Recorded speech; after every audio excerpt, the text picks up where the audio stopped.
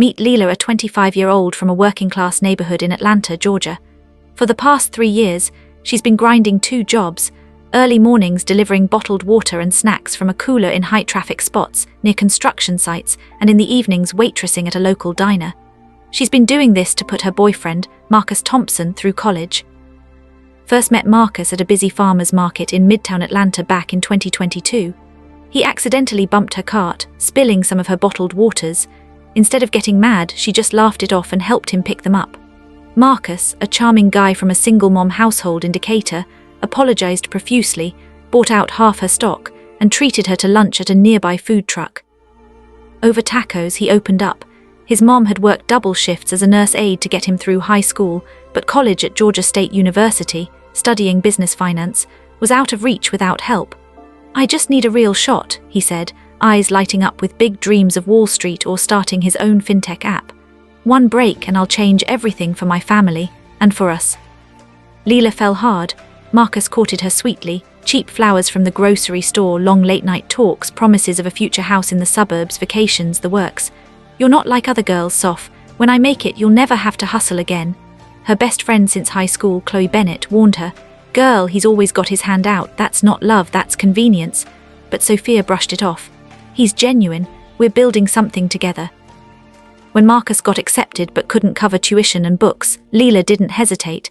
She'd inherited a small savings bond from her late dad, a mechanic who'd passed from cancer when she was 18, meant for her own community college or a down payment someday. She cashed it out, sold her beat-up Honda to cover the gap, and started the water drink hustle full-time. "We're in this together," she told him. "Your degree is our ticket out." For 3 long years, Leela starved herself in subtle ways, skipping meals so she could send Marcus money for rent, textbooks, laptop repairs, group project fees, even new business casual clothes for internships. She'd come home exhausted, feet blistered, skin sunburned, while Marcus posted pics from campus parties, new sneakers, gym gains. Friends noticed. "Leela, you're shrinking while he's glowing up. Something's off." Market vendors and diner regulars whispered the same. But Leela kept going, telling herself, "When he graduates and lands that finance job, it'll all be worth it. We'll get engaged, buy a house, start a family." Marcus graduated in spring 2025 with decent grades and landed an entry-level analyst role at a regional bank in Charlotte, North Carolina. Good salary, benefits, the glow-up he'd promised. Leela was over the moon.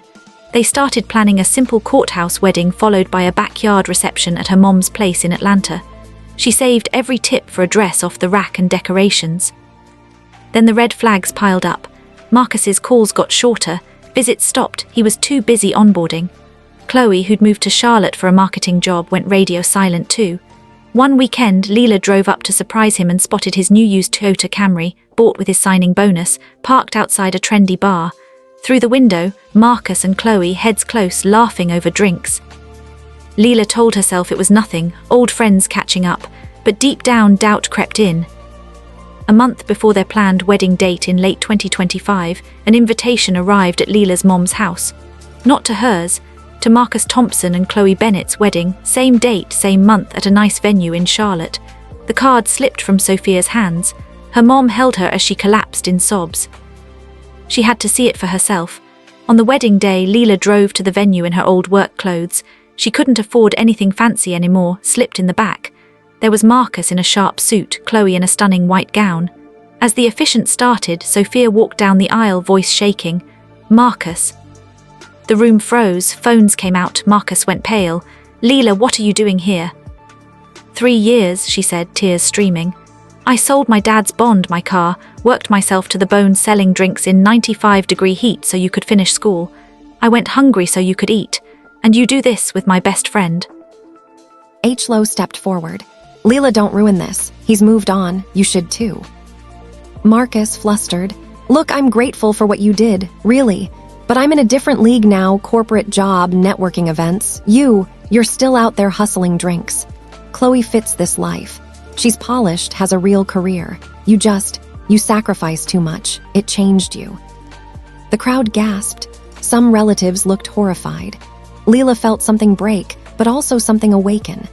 Calmly, she said, "You're right, no written contract, but life keeps its own books. Enjoy your upgrade, Marcus. Just remember, people who use ladders to climb usually find out how far the fall is when the ladder gets kicked away. She turned and walked out before her legs gave. Friends helped her to the car. She drove home numb. The next months were dark. Leela barely ate, barely spoke. Her mom and diner coworkers staged an intervention with takeout wings and tough love. Slowly, she started rebuilding for herself. She got a steadier job managing inventory at a big box store chain, then worked her way into assistant manager. She saved obsessively, took online business courses, and within a year and a half, by mid-2026, she'd partnered with her boss to open a small side hustle, a mobile drink snack cart upgraded to a food truck specializing in healthy, affordable options for office workers and events. It took off: corporate catering gigs, festivals. By early 2026, she owned 2 trucks, hired staff, moved her mom into a nicer apartment, and was glowing. Healthy, confident, dadding casually but focused on her empire. Meanwhile, gossip traveled thanks to mutual Atlanta-Charlotte friends. Marcus lost his job in a downsizing or missing discrepancies rumor. Chloe and Marcus fought constantly. Money stress turned her into someone unrecognizable. They'd moved in with his mom after their fancy apartment lease ended. No honeymoon, no peace. One day in 2026, Marcus showed up at Sophia's food truck lot in Atlanta. Worn clothes, tired eyes. "Leela, I messed up. Chloe and I are done. I see now you were the one. Please, can we talk?" Leela looked at him, really looked, and felt only calm detachment. "Marcus, I'm glad you've reflected. Growth matters, but I'm slammed today. You can book time with my assistant if it's business related." He begged. "I was stupid, young, chasing status. I've suffered. Give me another chance." She smiled politely. "Funny thing, you once told me I didn't fit your level because I smelled like street vending and hard work. Well, now I want someone who fits mine. And respectfully, you don't look like you do." As he stood stunned, Chloe appeared, having followed him, pleading, "Lila, take him back. I'm exhausted. He's broke, miserable, calls your name in his sleep. I want out, but we can't even afford a lawyer." Leela felt peace, not revenge, just elevation. "He's your husband, Chloe. You chose him. Enjoy the prize." She walked away to serve customers, leaving them standing there. Months later, Leela's thriving 3rd truck in the works, speaking at small business events, truly moved on. She no longer checks their socials or asks about them. The best revenge: building a life so full there's no room for bitterness. Moral from the Atlanta streets to anywhere: help your partner, sure, but never pour everything into someone who sees you as temporary scaffolding. The ones who use you to level up will often leave you leveled down. But when you invest in yourself, the comeback hits different. And sometimes, the sweetest closure is just living well, quietly, powerfully, and far out of reach.